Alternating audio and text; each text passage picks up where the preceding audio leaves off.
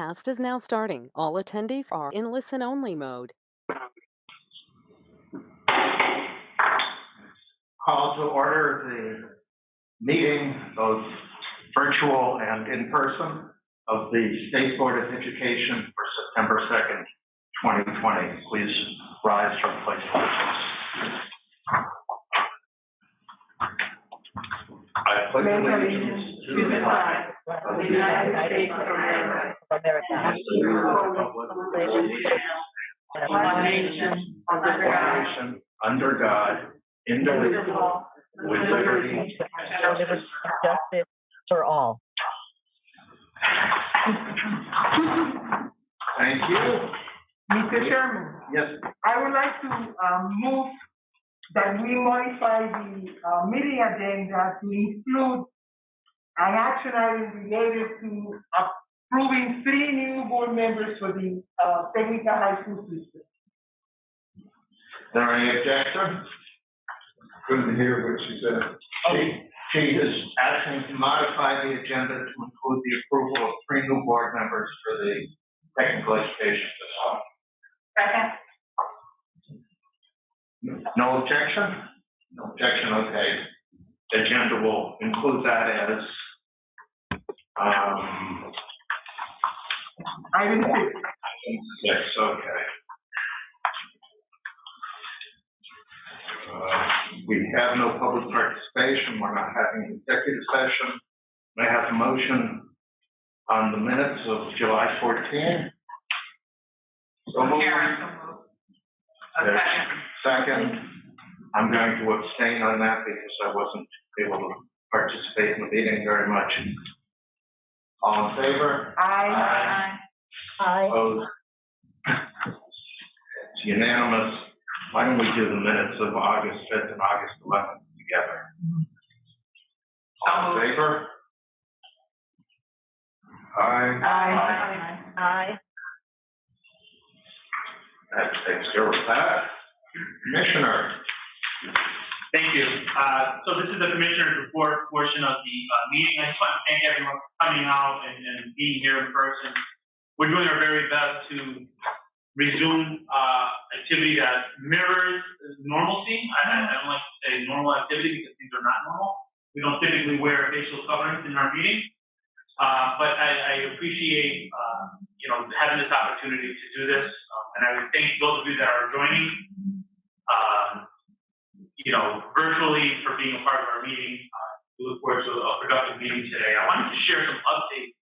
And what I'll do is I'll just ask Ajit to maybe put the next slide, please. We've been very busy last month. There were several things. Next slide, please. Okay, thank you. We were very busy last month, as we have been every month, but some of the activities now are starting to look like some of the activities we had in the past. I was able to visit several districts in the last 2 to 3 weeks, meet with teachers, have conversations. Some of these meetings and visits were before students came in, but yesterday I was able to be visiting classrooms in Vernon, where we saw an elementary school in operation, and it was great to be in classrooms. It was great to see students engaging again. We saw classroom instruction happening. We saw virtual instruction happening in a different classroom in the visit, and I was very impressed with not only the Vernon leadership, but the teachers, paraeducators. I was able to meet the IT director in a building. Their jobs have changed tremendously. You can tell by the meeting. Just the way the community came together, that was fantastic. I just wanted to share that. That was one of the highlights.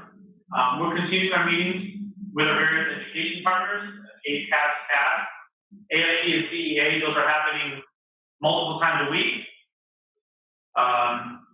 We had a session yesterday with the education committee with our leadership team to keep them informed as well.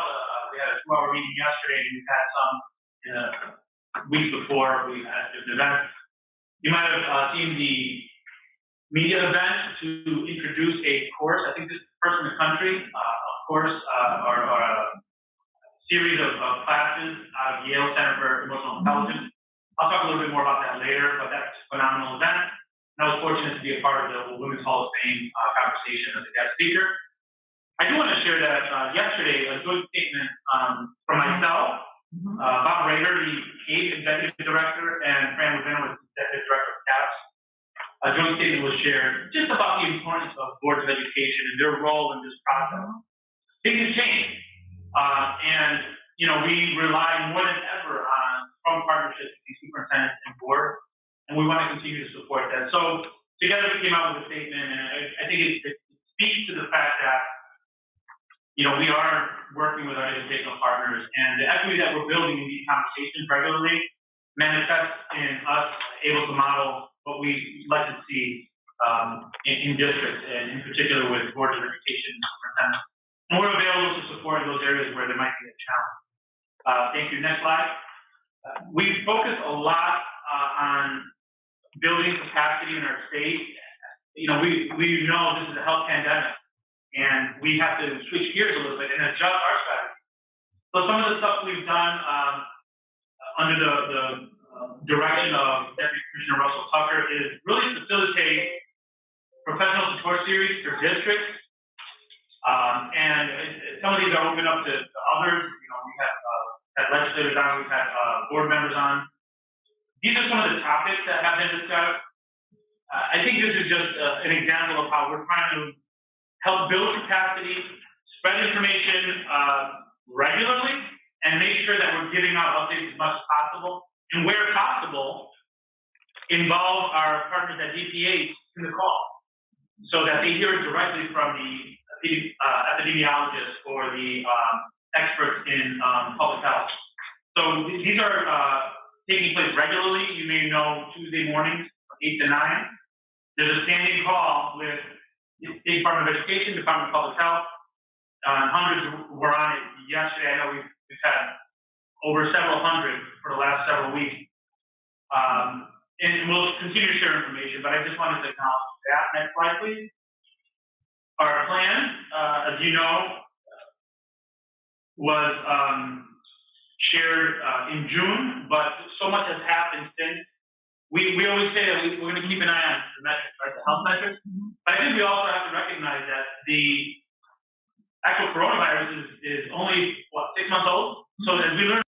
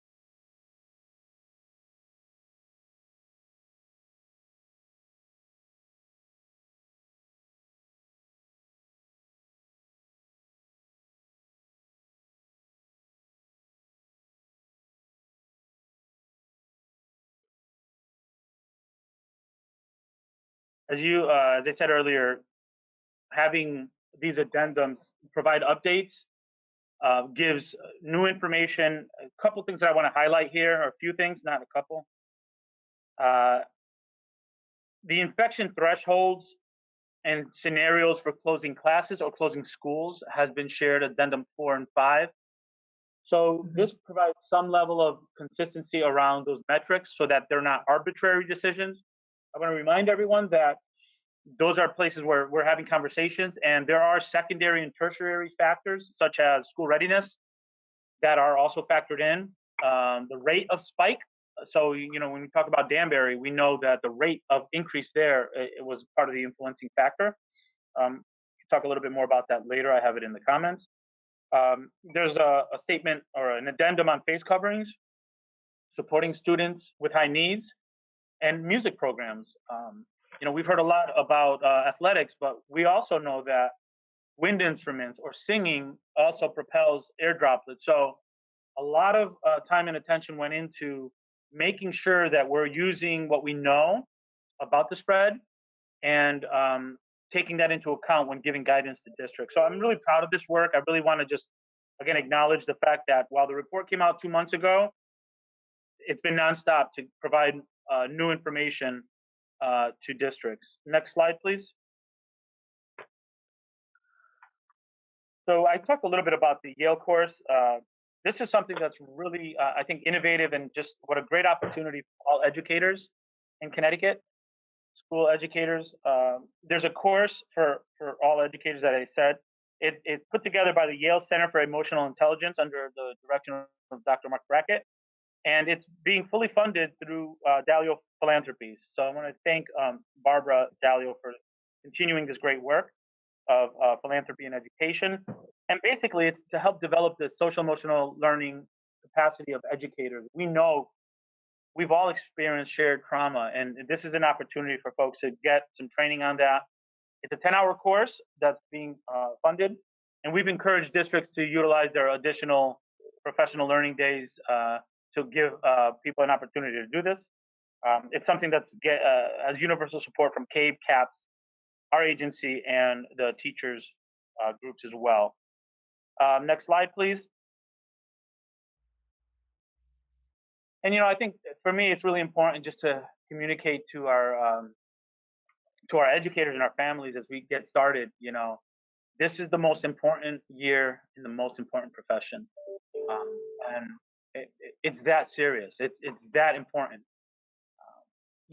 We will continue to be guided by health and safety, and we'll continue to look for best practices and share them. We started last year with the Learn Together, Grow Together. So that's amplified now since there's so much that we're learning about how to resume classes safely. So I just want to wish everyone a successful year, a year full of growth. And as a state, we're going to continue to get better every day. And we're going to continue to be available to take what we learn and have that influence what's happening in our schools. One thing that I recall from our meetings in the summer is that we have to make sure that we're staying on top of making sure that public education thrives in Connecticut. And we heard that message loud and clear from this board, and I appreciate that. And we're going to continue to do that. Next slide, please. So I'm going to call on a couple of our colleagues here to just give a very brief update on some of these topics, just because these are things that have come up and questions that I've had. So I wanted to be able to answer some of them. The opening and closing decisions, as I mentioned before, the metrics on cases per 100,000 students, the average, 100,000 people is the starting point for conversations, and we're encouraging districts to have conversations with their local health directors, and they are having those. Those systems are really stronger now than they were 3-4 months ago. So those are being used to make decisions. Keeping in mind also that there are non-metrics related factors such as staff availability. You can't open a school if you don't have enough staff. So they're working, districts are working really hard on trying to make sure that there are people in the buildings that can promote the mitigation strategies and make sure that we have health and safety still guiding every decision. I'd like Ajit to give a quick overview on the update on district status, and then I'll touch base really quickly on the 5-year goal setting. So Ajit, could you talk a little bit about the district status? Sure. We conducted a survey towards the end of July, early August to ask district what their plans were. And we summarized that on August 11th. And in general, what we see is about 58% of districts are looking to go in person either immediately or within 4 weeks. And about 41% were considering at that point a hybrid model. And really just a handful of districts were envisioning that they would be remote for the foreseeable future. We know that even in a hybrid model, there are students who will be home for 2 or 3 days during the week, and also in terms of the board's commitment, to equity and access, we are setting up a couple of collections data collections from districts to help us keep a tab on how students are participating and engaging with remote learning. So we're setting up, one of them is a weekly sort of collection from districts at a school level that will tell us what the learning model of the school is for that week, and also the extent, excuse me, the extent to which students, especially the remote students, are engaging, so that if those who are fully remote because their parents might have opted to receive remote instruction, how those students are, whether they're connecting to education on a weekly basis, so that we catch that early. We're also going to be setting up a student level collection that on a monthly basis will give us a sense of attendance, whether it be in remote or in in-person days, that will allow us to get a sense of like how students are attending, regardless of the day, whether it was an in-person day or a remote day. So we are confident that with these tools, we will actually be able to have a better sense and insight into what is happening in our districts on a regular basis. Thank you, Ajit, for that update. And just so those of you that are on virtually, we're listening in the room through my computer. There's some audio issues, so when you speak, just speak nice and loud, please. The next thing that I want, I'm sorry.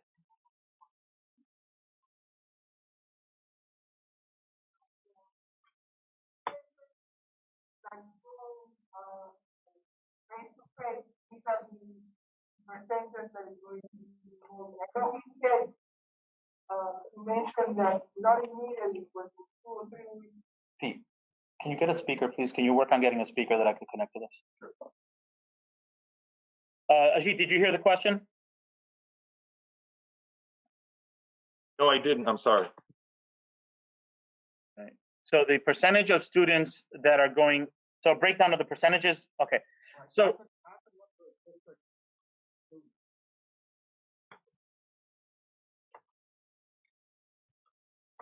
the percentages I gave, Commissioner, were for the percentages of the districts and the models, not necessarily the percent of students. We don't know yet the percent of students who are fully remote. Once school starts, obviously schools are just starting now, but our weekly collection will give us insights into, regardless of what model the school is in, what percent of students are fully remote. Yeah, we are really interested in getting a better snapshot more frequently than what we have had in the past. If you recall, October 1st was the magic date. Well, that doesn't work.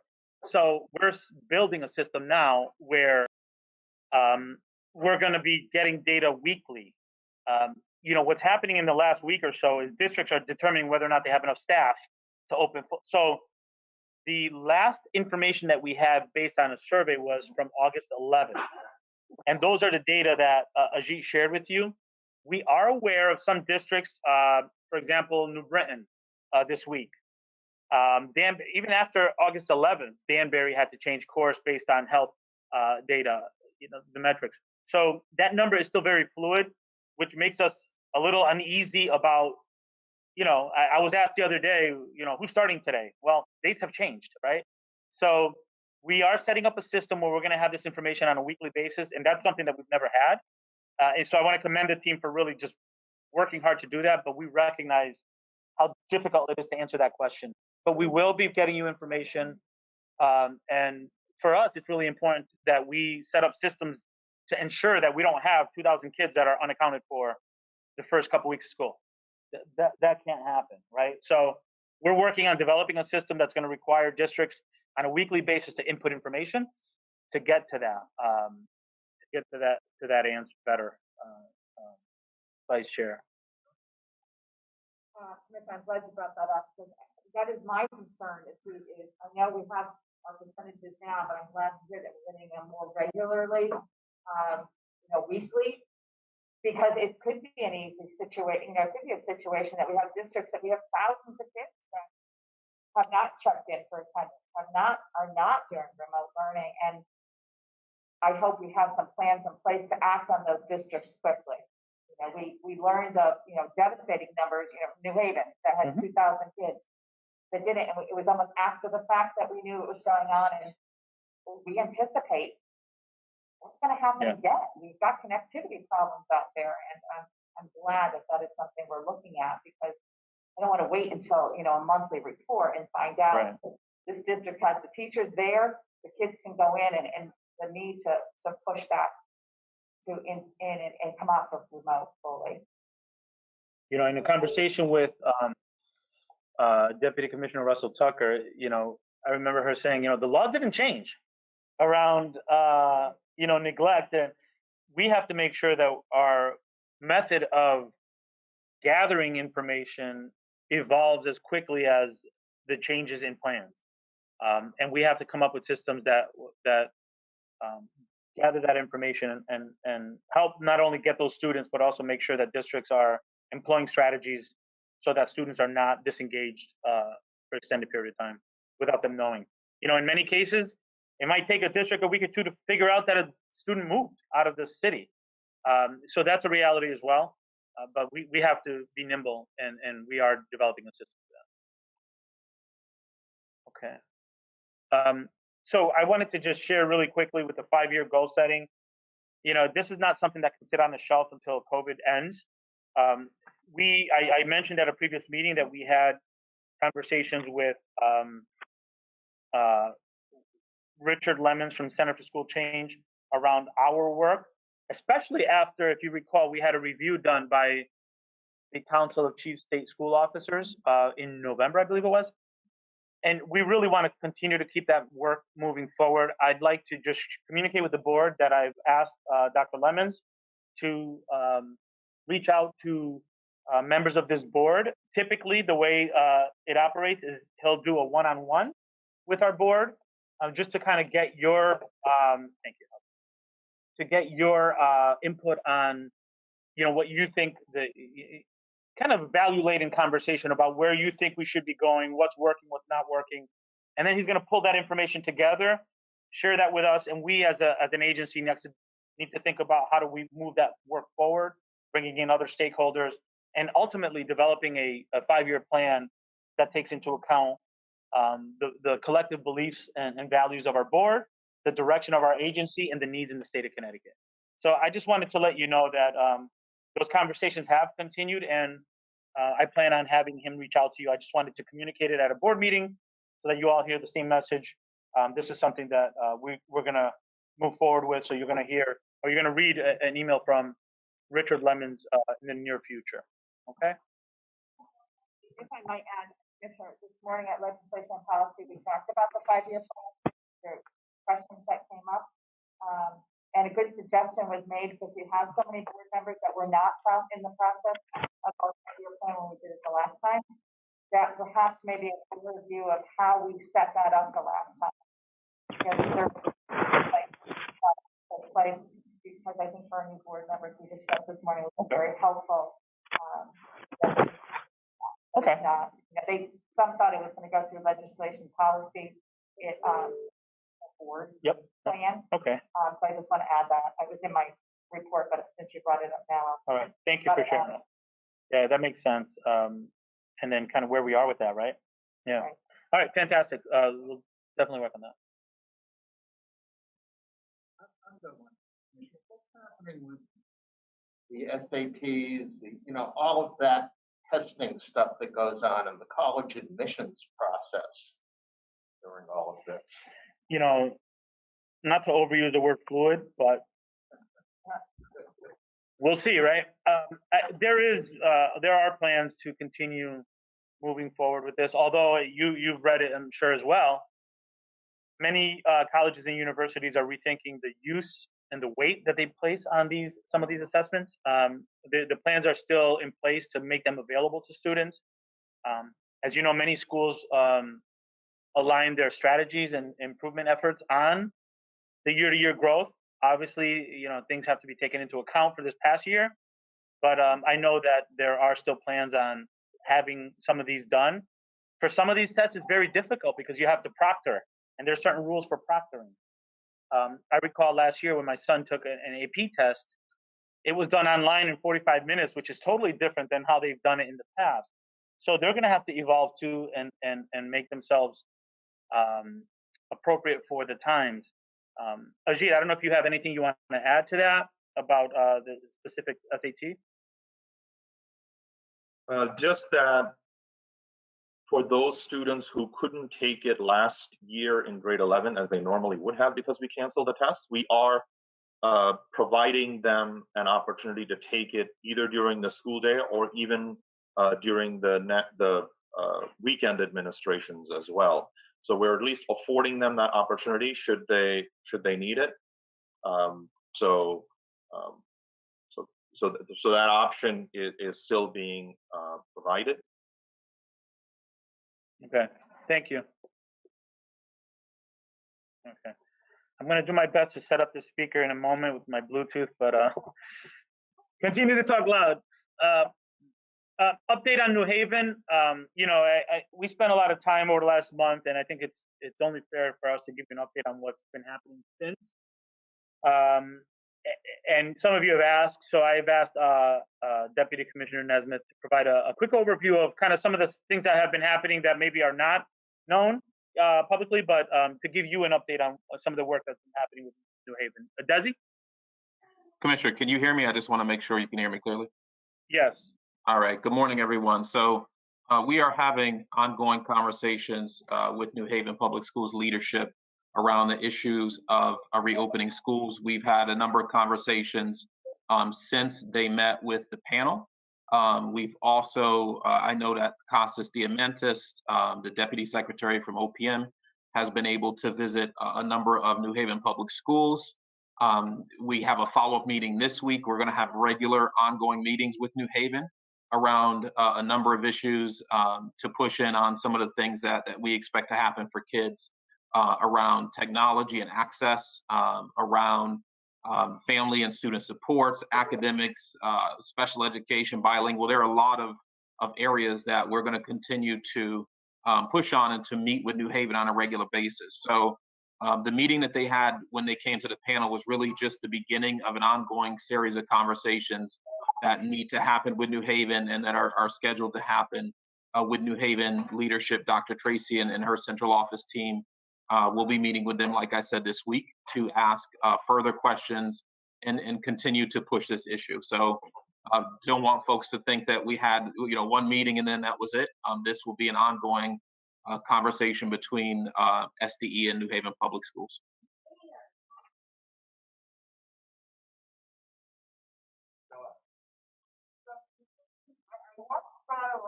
We thought that was very helpful in terms of the questions and problems. So I'm only hearing one of the ones that asked important questions. Do they plan to stay online all semester, or do they plan at some point to have hybrid model? So the question was, do they plan on staying hybrid the first semester, or do they plan on moving forward?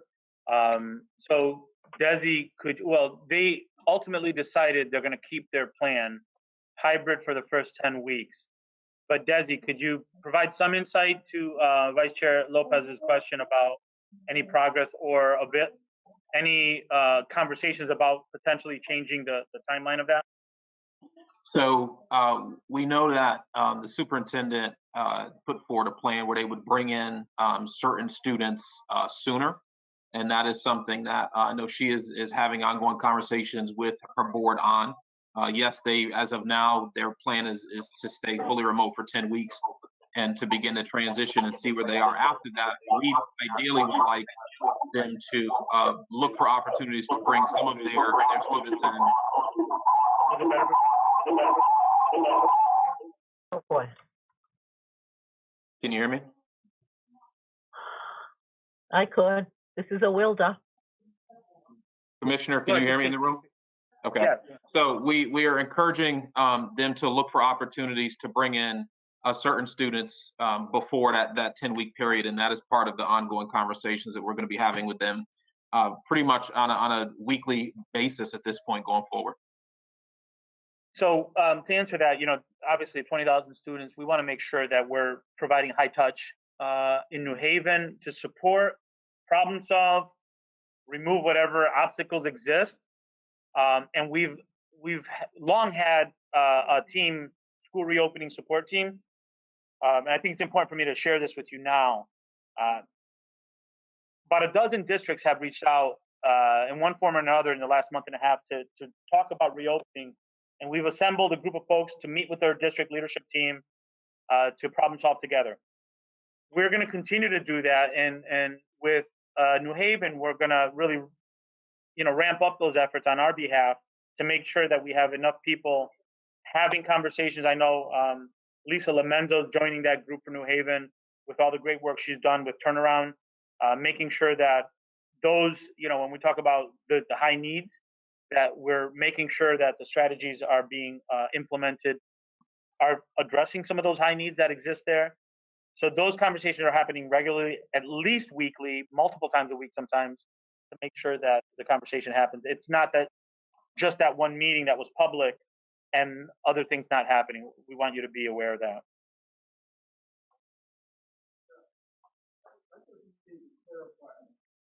Because, New Haven is opening with a hybrid, but that's not what they're doing, right? Did I say hybrid? I meant remote, I'm sorry. They're opening remote for 10 weeks and moving to a hybrid. Yeah, I'm sorry, I might have misspoken. Obviously the goal is to bring students in safely, and our team is working with them. Right now they have a 10-week window of remote that they're planning for, and we're going to continue to work with them to try to address whatever obstacles are preventing students from entering the classroom earlier. For Desi, because Desi's probably been working with him. Desi, are you getting, this is Erin, are you getting any indication of parents that are that want their children to be there and are questioning that they don't want their children remote and want to be face to face in New Haven? Or don't? Hi, Erin. Good morning. No, I mean, I think we've gotten plenty of emails from parents who would like the opportunity to send their kids to school, full time or in some sort of hybrid model in New Haven. And we make sure as we meet with New Haven leadership, they're aware that parents are reaching out to us as well. So yes, we've gotten a number of correspondence from parents who would like to have the ability to send kids to school in New Haven. Yeah, because I know I questioned, the SPED students and the EL students and what their process was, and that was a huge. We heard the leadership say that they did not reach them, and they need to reach them. And I was hoping that they would at least bring some of those students in. And that, that is part of the conversation that we plan to have this week to address that. In fact, Brian Klimkowitz and I were going back and forth this morning on the things we need to push in on. And those are two significant areas that we would like them to really reconsider, if you will, bringing some students in prior to waiting 10 weeks and then making decisions at that point. I know that the superintendent has also pushed that and would like to make that a reality as she works with her board. So we're going to continue to push on that, Erin, for that exact reason. We do think, that it would benefit kids to have the opportunity to come back, and they can do that in a phased-in way in which they prioritize their students. Thank you. Matthew, were you raising your hand? Thank you. Questions? I think I had one more on the slide there, update on Danbury.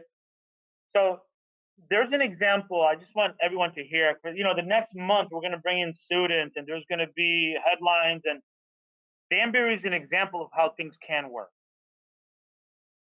Not last Thursday, but the Thursday before, I received communication from the superintendent about a potential spike. He knew about the spike because there was a lot of conversation with his local health department and his administration. That's a positive. There's a relationship established. There's ongoing regular communication. He alerted us, said, want you to be aware that this is coming up. We'll keep you in the loop. So thank you, Laura. Let me pause for a second. Did you need a second to get the audio set up? Yeah. I would say mask break, but we can't run outside right now. Kids would though. Yeah. It's so nice to see you. It's so nice to see you. Thank you. All of you go to school, thank you so much, everybody. Yeah, it's Aldith over there. She's quiet, but she's mighty. She's mighty over there.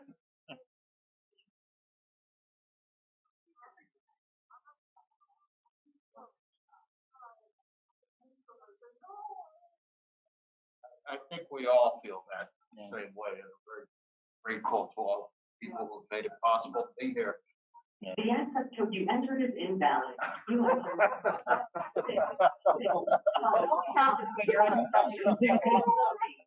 Nobody's watching. Nobody's watching.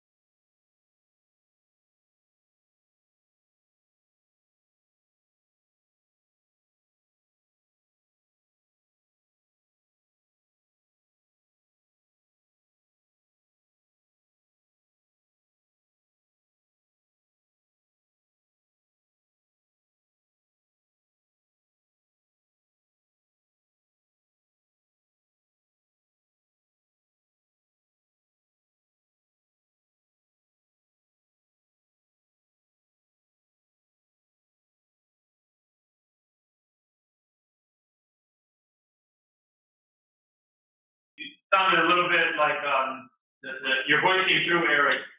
It sounded a little bit like what's that movie there with the voice of God? Freeman? Yeah. Eric heard it. That was my voice, you mean? Yeah.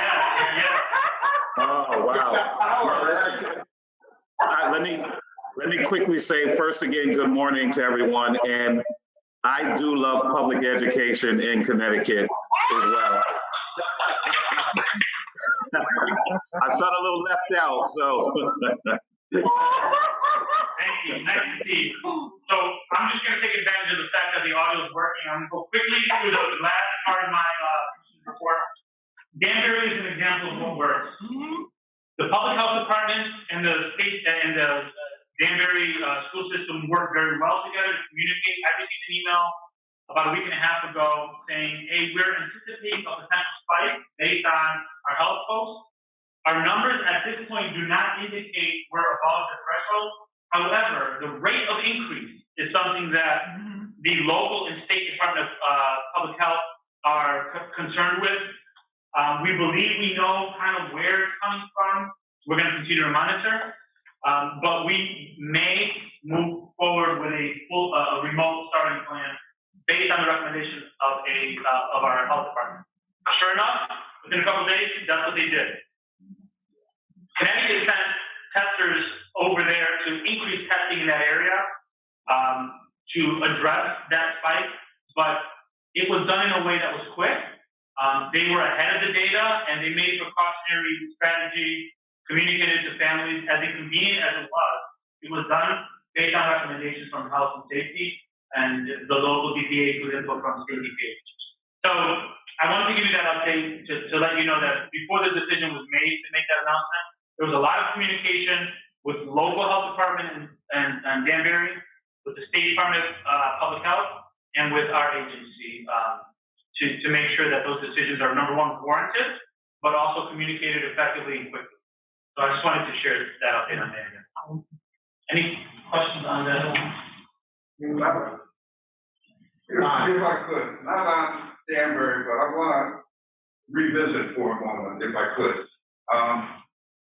And I want to commend you, Commissioner, for that collaboration letter that did come out yesterday, because it's number one, important that superintendents and boards are working jointly together. And transferring this now over to New Haven I have been wearing my other hat as president of K, and I have been in contact with several board members in New Haven. And so, you know, it's a tragedy of what's going on there. And that it almost looks like a political situation where, you know, there's a vote 4-3 to do it one way, but, you know, we're clearly, you have stated, the state board has stated that the superintendent should be the one making the decision, but that's not the case in New Haven. And so hopefully they're gonna be able to right the ship, before. You know, thank you for sharing that, and I appreciate the comment.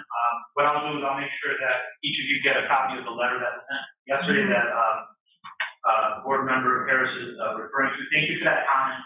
You know, the last thing I want, and I'm not speaking about New Haven here. Yeah. I've had conversations with other commissioners across the country. These decisions have to be made based on health and safety. Right. So the Department of Public Health and the superintendent who are looking at the data, kind of like they did in Danbury, have to make game time decisions right away, and it has to be based on health and safety. Boards, you know, I've heard the majority of superintendents are telling me how well it's working. So I want to be very clear with this group that the state of board and superintendent relationship in Connecticut is great. Yeah.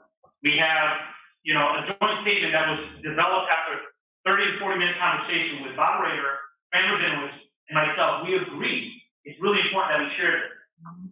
But in cases where, throughout the country, where there's dissonance, health and safety metrics are not necessarily the determining factor. That's dangerous. So we're going to have to continue, and not only is it dangerous, but it's also potentially preventing students from accessing public education. So we have to safeguard public education as much as we're safeguarding health and safety. But thank you for those comments. We're going to continue to do our work.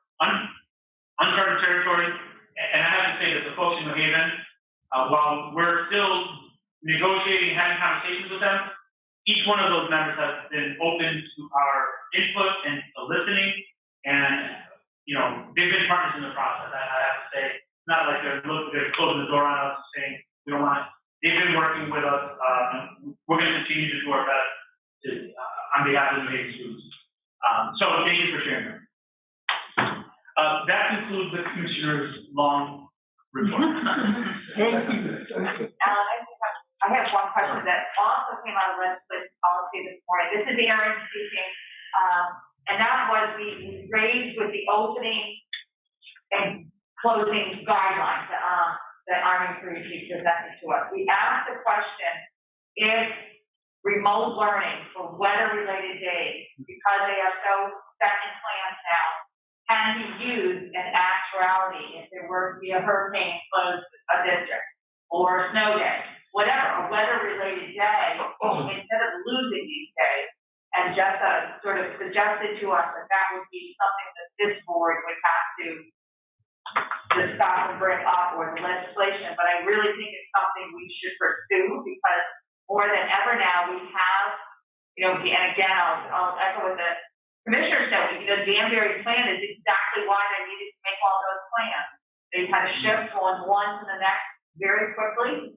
And I think when we have weather-related days, I don't think we should have them not have it, especially this year, if we have these plans in place. So I bring that up because it came from the committee, what we need to do as a board to get that to happen. Because I guess Jennifer did not feel it was in what we voted on as a board as far as our flexibility. I will support, you know, what you're suggesting, that we review that. And I think nowadays now, if you're remotely, it's meaningless, you know. Right.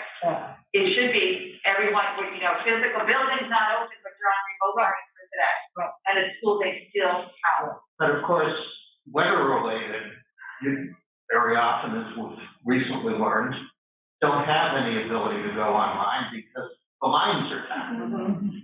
So it can't be uniform for the state, for sure. What many districts have done in the past is, you know, you knew a as an educator, you knew a storm was in downtown grade, you knew a storm was coming.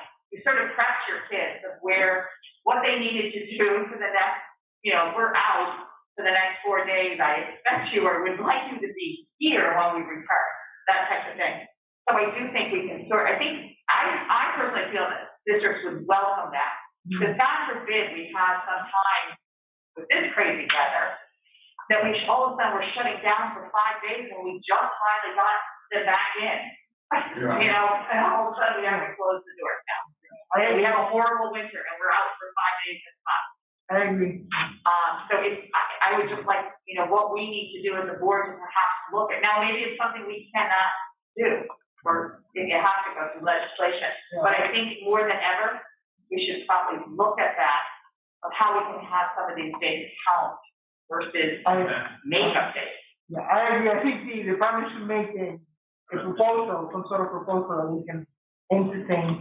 Can I make ask a question, maybe make a recommendation now? In the next couple of weeks, 2020 has been wild, so I can't say that we're not gonna have snow, but in the next couple of weeks, I would imagine that the biggest risk with health and safety though is 95-degree weather, high humidity, students taking off their masks. It is not uncommon in districts that have very old schools where the heat could create issues where either students are sent home early. Here with COVID now and masks, and it could be that a school day is canceled. Very rare, very unlikely. That's the only thing that I can foresee, and we'll talk about Hartford in a second. That's the only thing I can foresee being something where a district could fully go remote if the capacity to do online learning exists in the next couple of weeks, which if I were to bring forward a proposal next month, it would be too late. Right? But that, in my opinion, still health related because and they do have the ability under health considerations to make decisions on, like Danbury. So, I would, it's like the Oscars, that's my cue to stop. So I would ask the board. Thank you for calling Central Connecticut State University.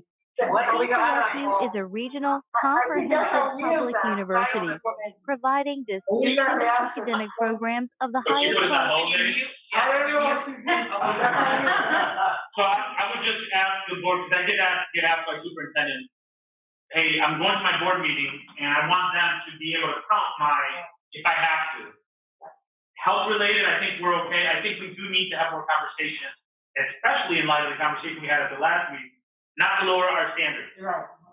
So if a district does not have the capability, they might say, no, I'm just going to tack on another day at the end of the year. But is this board okay with with the fact that if I close the school down because of the heat and humidity, that is similar to a health related, is that, or, I don't want to speak for the board, but I think that one can fall under because it's part of it is breathing. But I do think there has to be lengthier conversation about what constitutes, because I don't want to water it down. If the trees are down and there's no internet access, my argument is you can't get a full day in. If we're expecting 4.5 hours of specific work with teacher engagement. So I would want to bring that forward to this group with more thought and have more robust conversation about it. But with regard to in the next 2 to 3 weeks when the weather could get up to 95 degrees, and if it's unsafe and the decision is made for 1 day, we're going to go remote. That day counts. Yes. All right. So again, that still falls under what you have passed because it's health related. We'll have more prepared for the next meeting on snow days. It could be that we're going to work to eliminate snow days for those districts that are prepared and capable of providing remote learning already in the event of snow. Okay. Thank you. I don't know how, be interested to see what you come up with. I don't know how districts can provide remote learning in the event of snow if people lose power. Right, I agree with that. I'm looking at my legal director. Am I good? We good? Yeah, this is Jennifer. Commissioner and I have just discussed that the resolution that you already passed anticipated that there may need to be shifts to remote that were public health and safety related. And I think that the commissioner is indicating, and our board indicate, is that for the key, it does appear to be within the umbrella of related to this pandemic and public health and safety, which would allow for remote. And we will have to address other types of emergencies separately. Yeah. And Laura, would you please just capture that in a blurb that we can get out to districts today? Sure. With the understanding that we're still going to have conversation at the board level around the snow days. Thank you.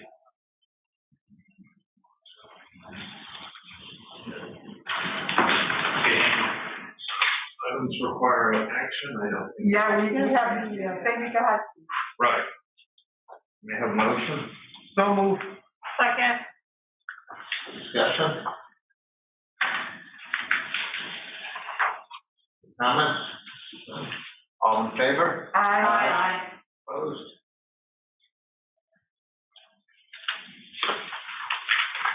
Okay, that is good. That, the chair has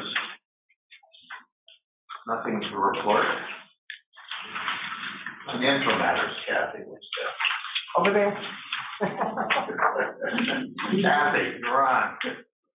Good morning, everyone. Can you hear me? Yeah. Yeah. Okay. The technology's working.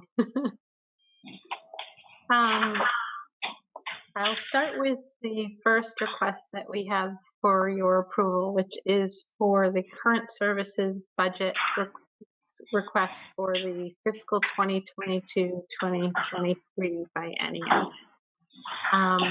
This is for the board members who've been on the board for a while.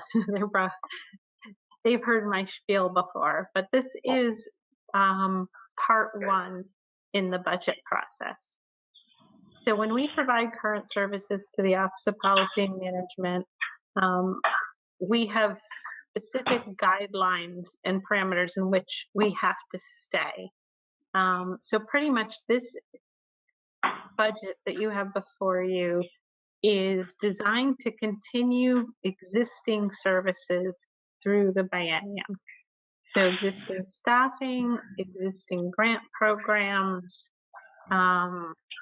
we are allowed to do some updates based upon enrollment changes. If there were contractual wage changes, those would be a part of this. An example of an area that could potentially expand under current services would be the chef line item under the stipulated order. If we had agreed with the court to do certain activities, then we could include them in this budget. Municipal aid in our current services budget is funded at the statutory level for formula-based aid, which is why you see such large increases in the education cost sharing line item and the excess cost student base, which is our special education and high needs line item. Both of those accounts, along with adult ed and health services for non-public schools, are currently capped on an annual basis, meaning that the legislature is not fully funding them.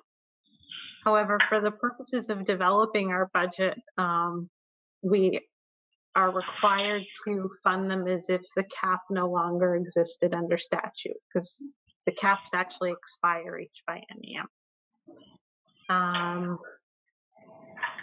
From a personnel perspective, the department central office personnel line item pretty much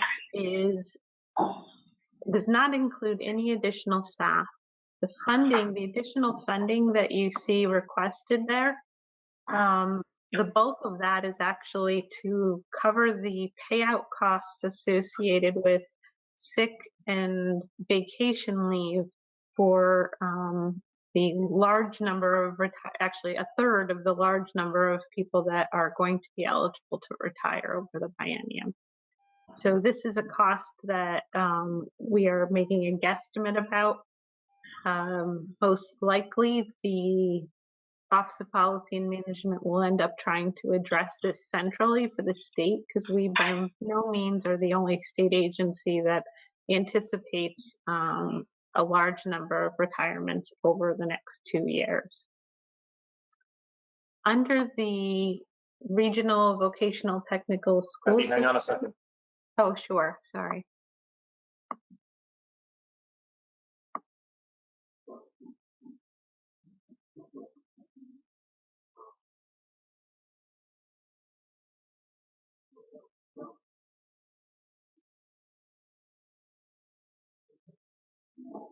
Did they drop the audio?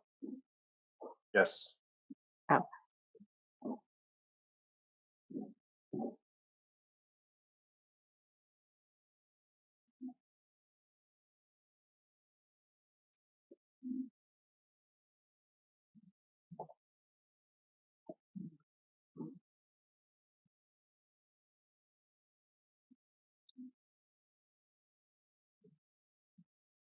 Seems to be happening at these 15-minute or so intervals, and Okay. don't really know why Okay. it's doing it.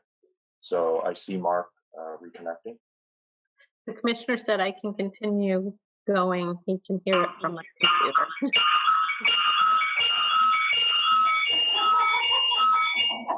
Okay, go ahead.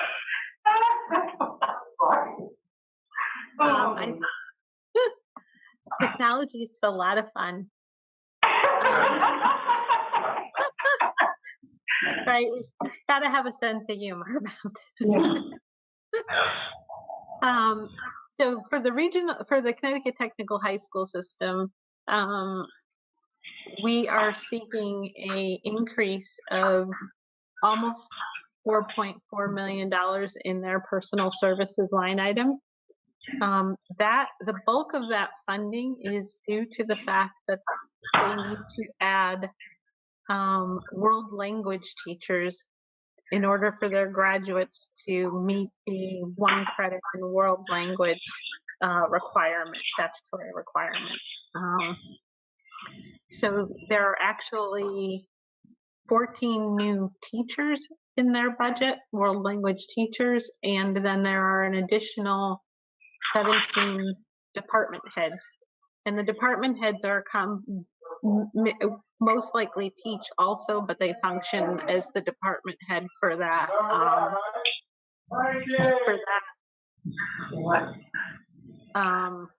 for that particular content area.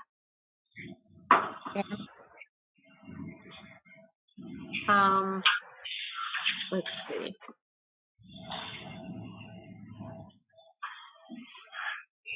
So some other areas of interest, potentially, particularly in the charter school line item, you will see a negative adjustment in their fiscal 2022 current services request. That negative adjustment is related to the closure of Trailblazers and Stanford Academy.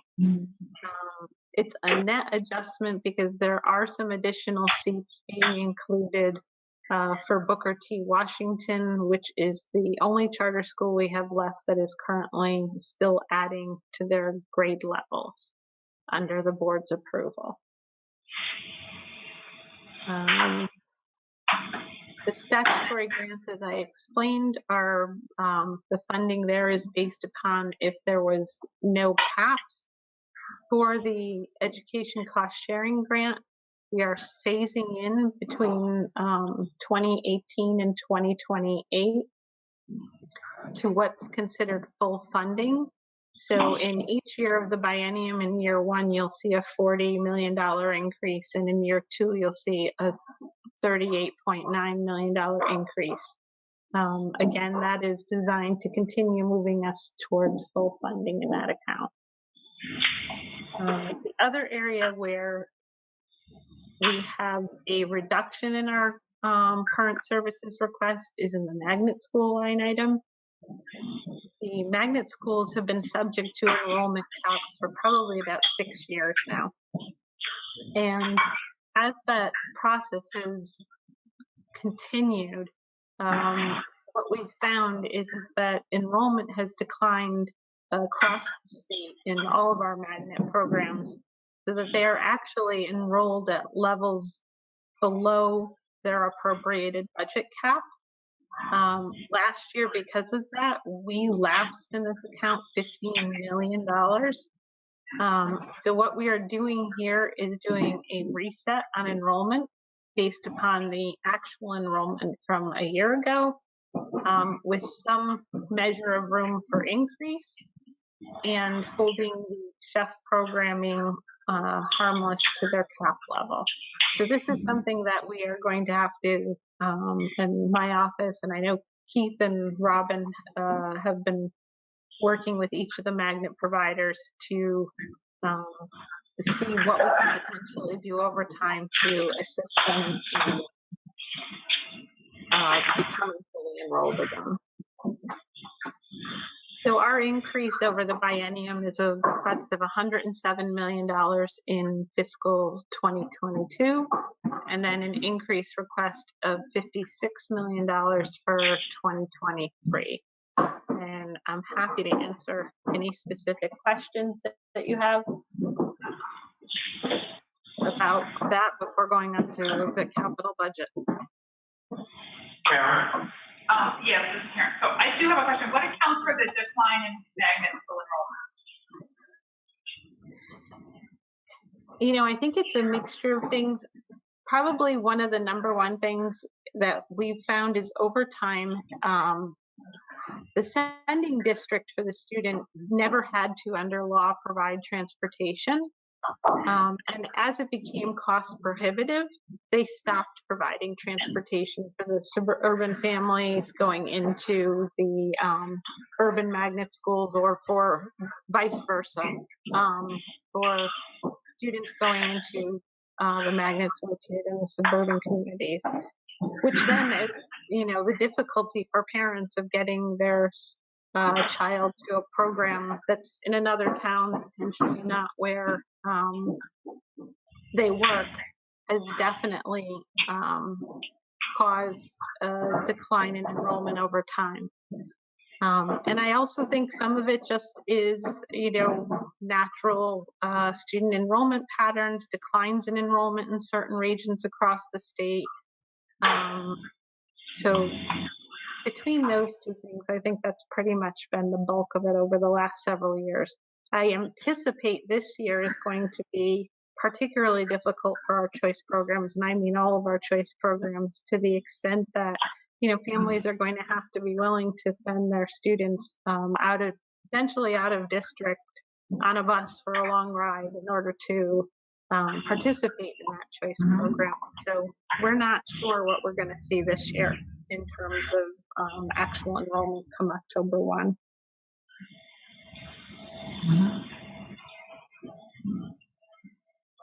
Questions? Kind of a follow-up to that. This is Malia. So Kathy, you'll remember, and other people that were part of the policy committee last year when we talked about choice programs, and this is more a comment for a later time. But I think it's just an interesting concept in terms of the sort of barriers that we create to choice programs, if we really want them to be choice, right? So creating incentives or disincentives for districts to even offer, you know, be transparent and about those options and choices for students, is what's built in, I think, they're part of this discussion. I do have one question though, Kathy, as a follow-up, which is that true across the board for magnet schools, or are there still some that are, you know, have a wait list, and then others that are not? So we definitely have schools that still have wait lists and have no trouble filling their seats on an annual basis. You know, our portfolio of magnet schools statewide is about, I think it's about 92 schools right now. And They are mostly located in the Hartford area for the purposes of the chef settlement agreement, meeting the chef settlement agreement, and New Haven has a large number of its schools, which are magnet schools.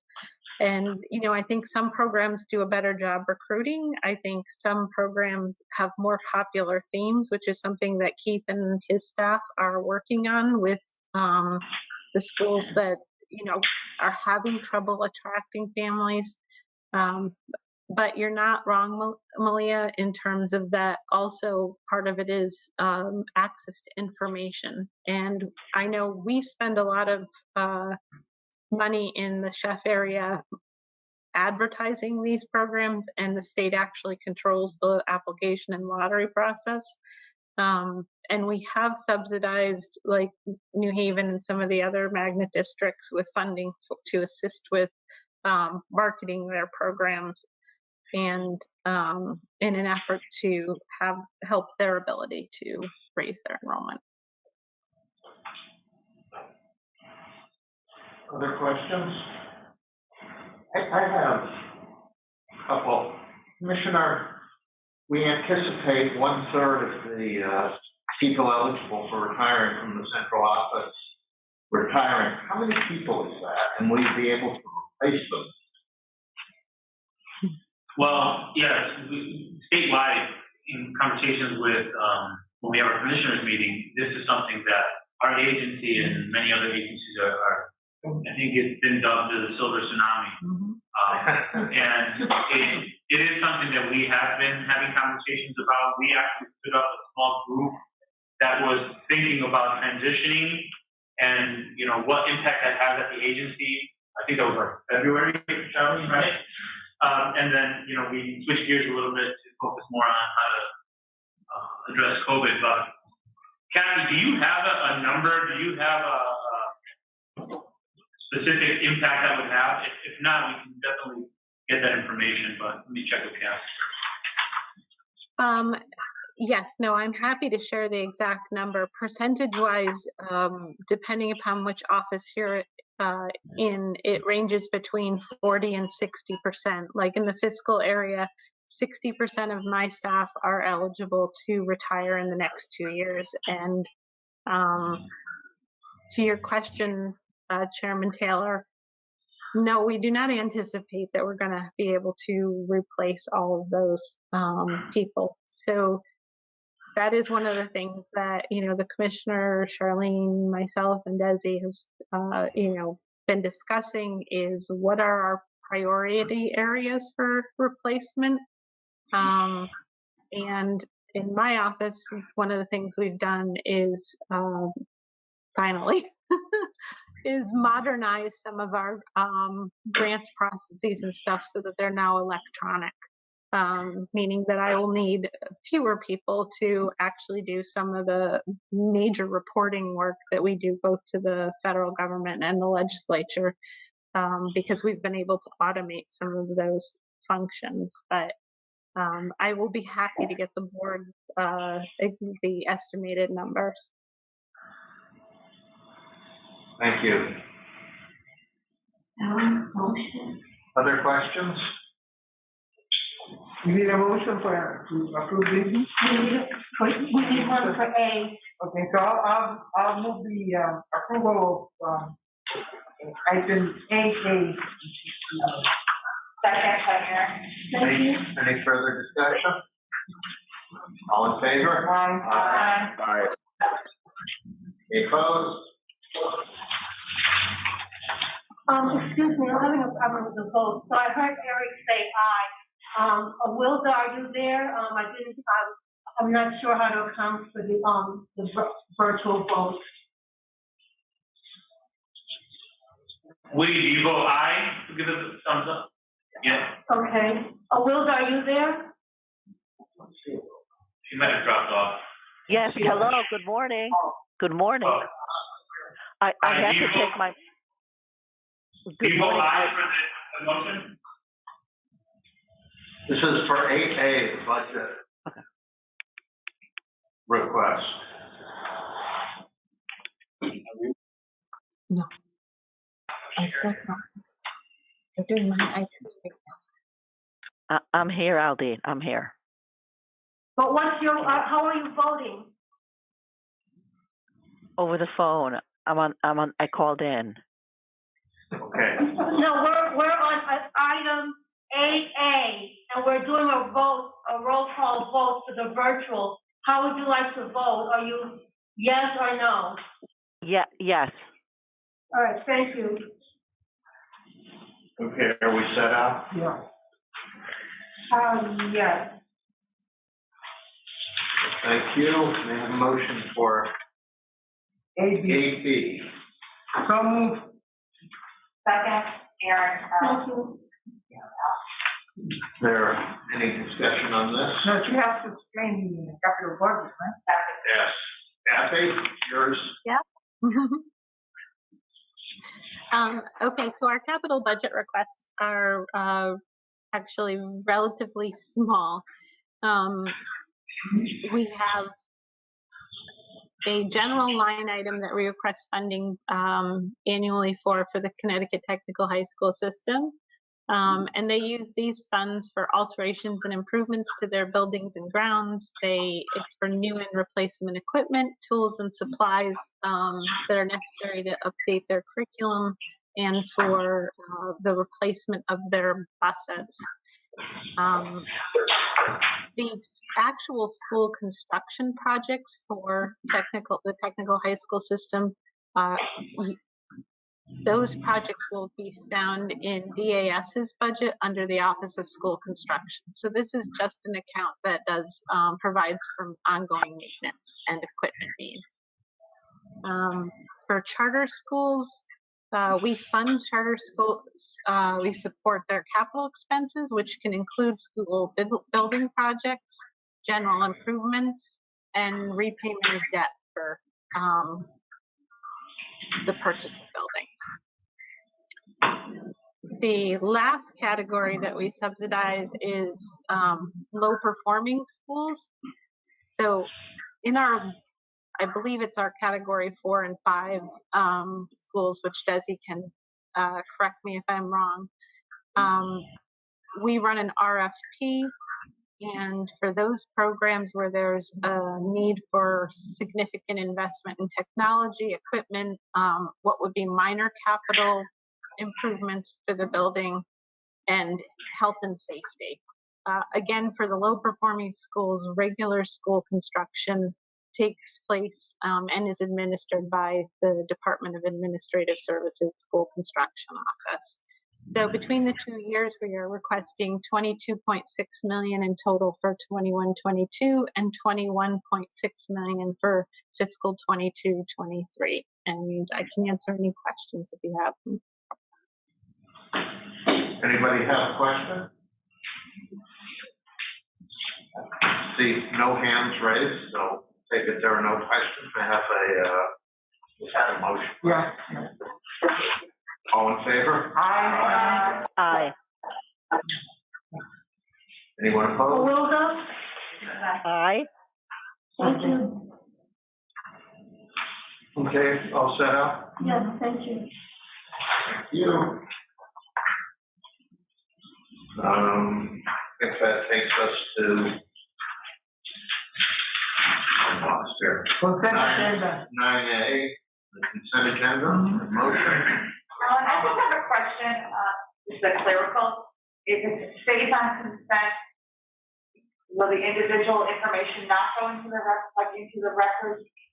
I just want to make sure these people are recognized, their accomplishments are so grand. No, what happens is after you vote and let's say you approve it, there's what we call follow-up, and so then letters are sent out to each of these individuals, showing, indicating the board vote and their recognition.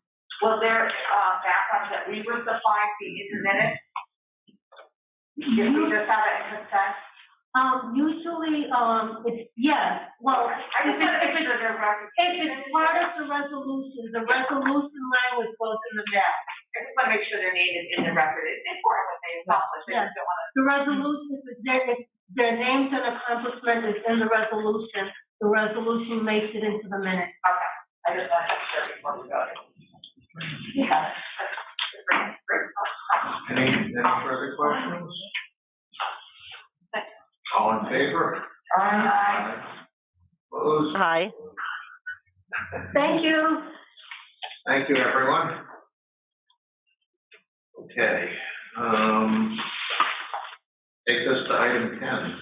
Stella. Yes, a couple of minutes ago, we talked about the calendar of meetings. I hope everybody can hear me. And we mentioned that the November meeting is the day after the election in the morning. So part of discussing the alternative was maybe to make that meeting an evening meeting and virtual, not to have to come, but make it a virtual. You know, it doesn't meet the requirements of an evening meeting totally.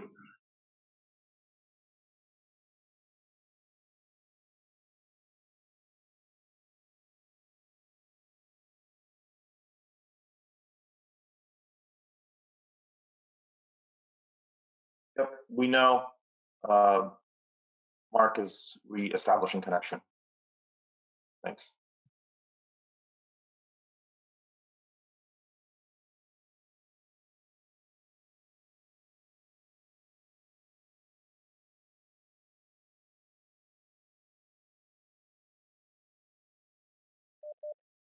Did we lose folks again? Hello? Yes, so Wilda, we lost the room itself. Oh, okay. Okay. Okay. I'll go back to mute. Appreciate your patience. I understand. I understand.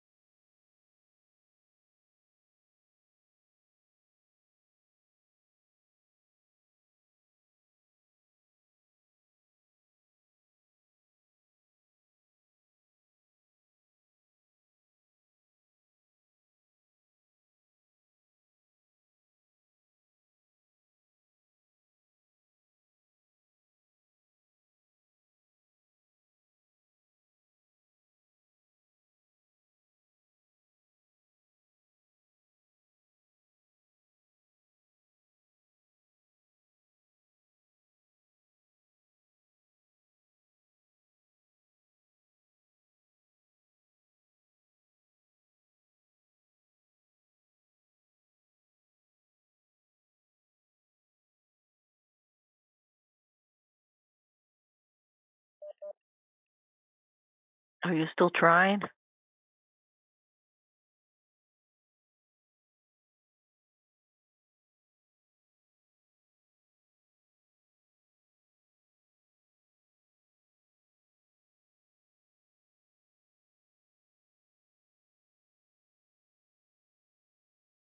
I wanted to make sure, because we do have to modify the agenda officially, is that you're all supportive of that meeting not changing in the days, because then that requires, you know, finding an alternative day, but doing it in the evening remotely, so we don't have to, not this hybrid form, but just remotely. So that's what I want to make sure. So I have no problem with the evening, but from what I understood, the reason they're in the bylaws is to make us more accessible to the public. I know. So remotely, I'm not sure, unless circumstances are different. I don't know why we would choose to make it remotely. I think we should try to make it accessible to the public, if it allows at that time. Yeah. I think plan on remote. Yeah. Erin, I think I'm very concerned about the day after the election. Yes. And given all the unknown factors, you know, yesterday I was hearing that because of the mail vote, it's going to take 3 or 4 days. We don't know how that's going to shape how the nation behaves and acts and where we all are. I thought that making it remotely would keep us in a way not to have to add to the stress of doing the meeting. That was all my sense. And I know that it doesn't meet the what we wanted, and we did plan to do stream a meeting on site. But the suggestion was that, even though it's not going to be on site, to do it remotely in the evening and make people be able to participate. Because now we do have the ability to have the public participate while we're doing it via the internet. So that was sort of just to keep it simple, because I think, again, I hope I'm wrong. I'm getting a sense that it's going to be a complicated day after the election. Yeah. I, Estella, think that you're right and that we ought to move to the next week personally, because I think it's going to be a very long night. I think we're all going to be involved. You want to move the meeting? That's what you're saying? That's what my suggestion would be, that we move the meeting to the next week. We couldn't do the next Wednesday because that's Veterans Day, but perhaps the next Monday or Tuesday. And we don't have to decide that now. We can leave that for Al. Check out availability and do an online survey of the board members if we agree that we really shouldn't plan on meeting the day after the election. Well, it's probably still going on. My personal belief is we're sending our children to school to go into a physical school building. I feel we should be meeting. I agree. I personally have the difficulty doing a remote learning when I'm sending children to school. My question really is, I agree. If we're going to do it, are we going to do it the day after the election, or should we find another day? We're sending our kids to school the day after the election. The kids presumably aren't going to be staying up all night with their, or at least many of them are. I don't know, it's up to the board. I'm saying let's stay with. I'd stay with that day. An evening meeting somewhere accessible would be a good idea. I'm sorry, I can't hear you. I would say that evening, an accessible location would be a good idea. Yeah. The date we've already selected. Okay. So we will plan on meeting on election day or the day after. The day after, on the day after. With our fingers crossed. In the evening, is that what we're saying? That's going to be an evening? In the evening meeting. Yeah. And at another location as Sarah said. If possible, yeah. If possible. That sort of was in the bylaws, so that we pick a more, this building's not accessible really to me. We're going to do an evening meeting, which we might as well put it someplace that Okay. are more accessible.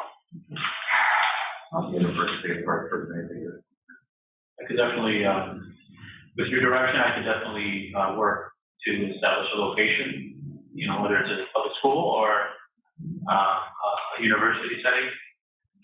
No, I don't want to go to university. If they have more public than yeah. Yeah, we can definitely get a school that's accessible. Yeah. Central to the state. Right. Okay, then. So we agree, do it in the evening, try to do it on the side. Okay, do we have to vote on that? Do we need to vote on just? I don't think so. It's just an item for discussion. Okay. Then I have another item for discussion. That is not in the agenda. And it is related to newspaper articles that came out yesterday and today regarding Waterbury. I don't know if you read them, and the report that the Waterbury schools are calling policemen to handle behavioral issues of students in elementary school. And in the newspaper today talk about that happening last year, 2018, 2009. So I'm very concerned about that approach, and I just want to, I know it was reported not by the department, by the Office of the Child Advocate, but I think it will be an incredibly difficult and problematic approach. And I was wondering if we could just talk about it and see how best to address it and try to ensure that that doesn't continue to happen. Commissioner, are you Sure. aware of that situation? Yeah, thank you. And the Office of Child Advocate, Sarah Egan, did reach out to us prior, shared the report, and we've met with her. And I'll turn it over to Charlene in a minute to talk a little bit more about the conversation. The report, we haven't read it yet, does highlight some concerns specifically in Waterbury around exclusionary practices, and as the Vice Chair mentioned, the use of police officers in cases where student behavior were in question or problematic. I'll share with you that our communication with the Office of the Child Advocate has been very positive, open. We've discussed not only in Waterbury, but other ways we can work together. And I think she's been very good about communicating with us and sharing with us what her approach is. I'll also share that Waterbury has also been very open and supportive to this work, knowing that they want to improve, they want to reduce exclusionary practices, and that's an area of focus for the district and for the superintendent.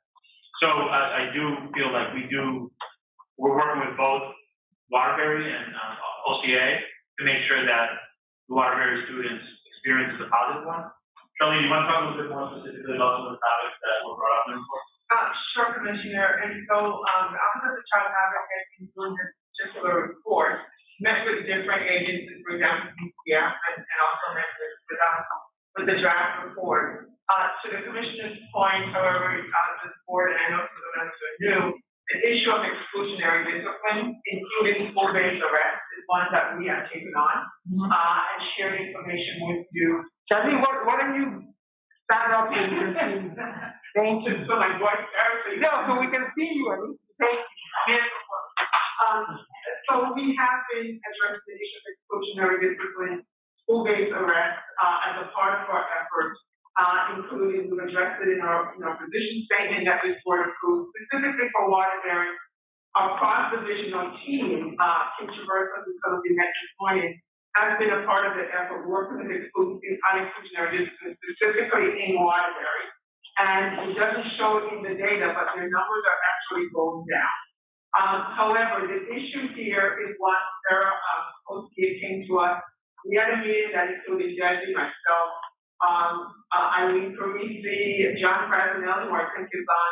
So we're looking at the touch points across agency with Waterbury to address these issues. The superintendent, as you may see in the report, is very, very open to our support, and we're having those conversations.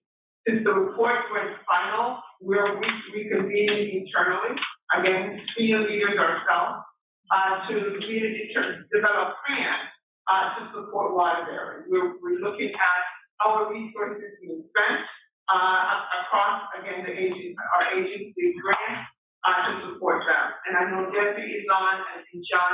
We also, some of you are aware of the school-based diversion initiative, funded specifically to address the rest. And we will ensure that Waterbury is now part of that cohort as we're working with that. So we're very well aware and working. I know Debbie and John have a few things to add to that as well. Okay, thank you. Thank you, Charlene. A couple of things I want to just mention. The report, we know the report it looked at a 6-month period of time. And one of the things that I want to echo what was said earlier is the superintendent's willingness to work with the agency and different offices within the agency to address issues in Waterbury. She has been more than forthcoming about the issues and the things that she's doing to address them. We're also going to be using some of our avenues to push on this and to hold them accountable and look at the funding streams that are going into Waterbury and how they're using those funding streams to address this issue. Alliance District funding, Commissioners Network funding, school improvement grant funding, all of those different avenues to look at how those funding streams are being used to address this. And Estella, I can't see you up close, but accountability and support, right? You and I have been doing this for a number of years, and so I think that this situation would also warrant inviting them. If you agree, okay, I thought you would agree with bringing Dr. Ruffin and her team to accountability and support this year to address the things that she's done in her tenure to address this problem. So we'll work on that behind the scenes and continue to push there. Thank you. Let me just add one more thing, John. I'm sorry, but in this room, for those members who are part of the school discipline collaborative, that we brought in superintendent or their team, into this meeting. Actually, it was a meeting where Marion was. And the reason we brought the superintendent in was we wanted to showcase best practice, but we also showcase where there were problems and struggles and challenges, and the new things that the superintendent was doing to begin to address the issue. So clearly on our radar ahead of this report, and one that we continue to work on. I know, John, you were going to mention something else. Oh, thank you. Just a couple of things, and I see Brian Klimkowitz from our special education office is on the line too. In our office, Kim Traverso works with districts on the IDEA indicator 4A and 4B, and that's disproportionality for suspensions and expulsions for education, and 4B actually targets discrepancies in disproportionality in suspensions and expulsions for special ed students, special ed and Black and brown students. So we continue to look at those numbers and require corrective action plans for them. We're going to double down on our support to the district on that. Just a note about the school-based diversion initiative. That is the model that we've implemented, and the model that's out there is for high school students. And so there is a model for elementary age students that hasn't been piloted in Connecticut. So if you look at the data, and that's also appears in the report, it looks like there's a gradual rise in those arrests and to a spike in 8th grade. And then the numbers start to go down in 9th grade and further down in 12th grade. So that's an indication to me that the school-based diversion initiative that's been working in Waterbury for the last few years had an impact on the high school kids, and maybe it's now time to think about piloting the elementary school-based diversion initiative program in the elementary grades. So school-based diversion initiative quickly provides training for teachers, provides support for student support services staff, sort of rethinks how teachers and adults in the building are reacting to incidents and behavior. So it's very comprehensive, and it's been very successful. So that's a conversation we're going to have with the Children's Health and Development Institute, who operates that program in partnership with us, DCF, Court Support Services Division, and the Department of Mental Health and Addiction Services. Thank you. Thank you. Thank you. And I was going to ask, I'm glad Daisy addressed it, and you also, Charlene, that I wanted some sort of update eventually, so I will welcome that. So thank you so much for addressing it. Where are we? Committee reports. Committee reports. Are there any? Start with academic standards. Areas. Yes, good morning, good morning again. We are meeting this month on the 14th. Ajit, could I ask you to send out a reminder to the committee members, because it's been such a span of time since we've met. Absolutely. Thank you. You, accountability. We're meeting, but I don't remember which. Stella, there's a meeting mid-September, but we'll get back to you with more details. Okay. Thank you. Okay. Finance, audit, and budget. I don't believe we have a meeting scheduled. Alan, I believe I think Nora will be in touch with you. Like she contacted, she's looking to do a meeting mid-September as well. Okay, thank you. Legislation and policy. We met this morning. A couple of things. Actually, we did a lot of things this morning. Remote learning guidance. Irene Brici presented to us. We also saw an update on our school counseling position statement, which will be coming to the full board next month, and also our firearm safety guidelines that will also be coming to the full board next month. Firearm safety guidelines? Mm-hmm. That we actually started looking at it maybe back in March, and now we got our update, and it will be coming to the full board next month. That's for police in the schools. What? It's safety in instructing children and making sure that they're aware of the awareness of it. It's a very good document. John and Kim were putting it together under Charlene, and a very good document that we looked at again back in March, and then they're going to bring it forward to us, the full board, in next month. And then a couple of things came up that of the counseling guidelines, some committee members brought up that it's the funding aspect, the document itself is, I don't know, 50-something pages. It's long. The statement you're going to approve next month, not that long. It's an excellent document. It's excellent work. It is the way our guidance counselors in all our districts should be working, and I would say a great deal of our staff is doing that kind of work. But it was brought up that the funding is an issue, that everyone would love to be able to do this and dive into that type of thing, but the funding is an issue. Which sort of got us into at the end of the meeting, as you recall, Estella and Alan, that we were able to get a meeting with the legislators from the Education Committee.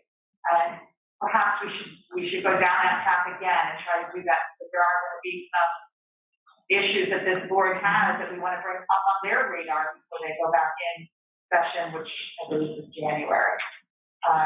This being one of them, the funding for this, because it is a wonderful document and what it is, but if your caseload is 300 children, it's a little difficult to accomplish in some of it. So, that was the other one. Okay. Thank you. I believe Superintendent Wibby is, I don't see him on our screen there. No. Superintendent Wibby, are you on? Can you hear me? We can, yes. Okay. Just a couple of quick things regarding CTEX. We opened up today with our 9th graders. We're really excited that we have a great group of 9th graders coming in. I had the pleasure of visiting Prince Tech this morning, and I'll be heading over to Cheney Tech right after the conclusion of this meeting. Mr. Chafrai, Chairman Chafrai, and I will have a full enrollment for you at the October meeting. Some of the preliminary numbers that we have on paper before the kids actually showed up today show another year of positive growth in our students coming in that are identified as being, receiving needs. Hang on just a second, Joe. Hang on just a second. Sure.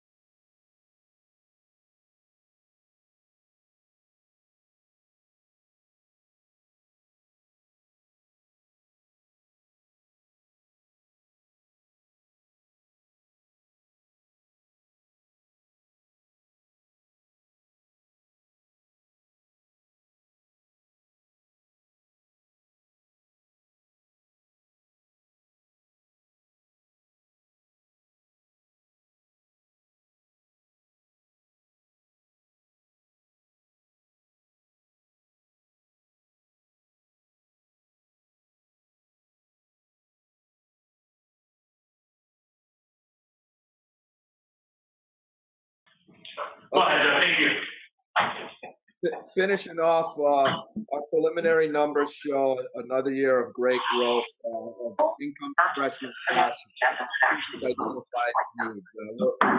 All the way up to 14% prevalence rate of our incoming freshman class, which is a great strides from 3 years ago. Again, I just want to share with the board and the commissioner that this comes certainly with some staffing ramifications. We are adding significant special education, social work, counselor staffing to our schools.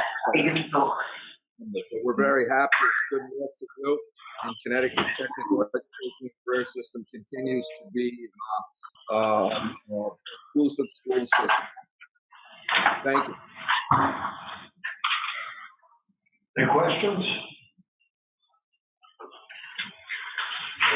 Thank you. She wanted to report on CERT. What? Everyone wanted to report on CERT. Yeah. Yes, okay. The search board met, I think, last week. Erin, why don't you explain what CERC is to the new board members? Sure, put me on the phone. I'm sorry. CERC stands for State Educational Research Center. That is an agency that is part of created to serve the state board of education. So they are very much on service to us. We talked about when the board meeting started, we talked about the numerous webinars that are going on for educators and parents, and some of you might have been on some of them, or they're open to many. I find that I commented to the ones for parents are especially so beneficial because they're just down in the weeds and understandable, and it's exactly what our parents need, and to get those out. And they've been highly attended. You know, how do I help my child do this? And they were very, very good. And educators, I mean, as an educator, I used CERC for years. Erin, when you say highly attended, what's the order of magnitude? Are we talking hundreds of people or tens of people? They just made sure they would know better. She commented on that they were very pleased with the attendance of the CERC response. So they said, hundreds of people, when I did a report on CERC, I assisted us with a virtual house call that we did that allowed parents to talk directly to medical experts. We had over 1,000 on that. And I attended one that was open for parents just to ask what are they dealing with. It was terrific. And there had to be hundreds on that one as well. But I had attended. This goes way back. This was school is still in session. It was excellent because parents got to ask each other and then bounce off. It was like a big round discussion. It was very, very good. And you could tell the relief of parents. Like, oh, thank you for that. I never tried that. So it was a nice little tool for parents that became teachers overnight. So I thought that was very good. And they have numerous of them, and they continue. Charlene and I both brought up the importance of reminding the board itself of FED and EL, and the importance of also providing and really laser focus on FED and EL with CERC, and they are going to be working on that. We were given a presentation of the timeline for the Black Latino study, which was really impressive. It was excellent, very well done. What we saw, what Michelle presented to us, and I believe that's coming to this full board by year's end. That's their timeline. That is, the board will be seeing that by year's end. I think that sort of sums it up. It was very interesting, lots of meetings, a lot of information going on, but certainly an agency that is so important to educators for years, and now is in something, bringing in our parents, which are really important. Thank you. I think Aldis was they were trying to confirm that we did go in the action items for the technical high school. We did, however, our legal director was saying that we maybe need more clarity because we didn't discuss it, so maybe if we go over the names, so. Why do we have to Yeah, no, I don't think necessarily discussion is necessary. I just thought we should just confirm for the record that the vote occurred, and I apologize if that was something that was missed. Not just to amend the agenda, but also to affirmatively appoint those members to the defense board. We did, we voted. It was done. We did vote on it. It was the quickest thing we did. Yeah. Sorry. Okay, thank you. Okay. Okay, so Nancy, I guess that's the last thing on the agenda. Anybody heard from Nancy? No, but are we planning to have a liaison to NASB? Is that something? I think Woody was asked to serve in the editor of one of the publications, Woody? NASB? Should have that. Yes, that's right. That's right. I was asked to be an editor on the articles submitted for their newsletter. Good. Good. So you will be actively involved with what's going on in that area. Yeah. Yes. Excellent. That brings us to the end of the agenda, I believe. Yes. Anybody who wants to raise anything else? No. Okay. I take it then, we are adjourned. And then thank you again. Thank you, everyone.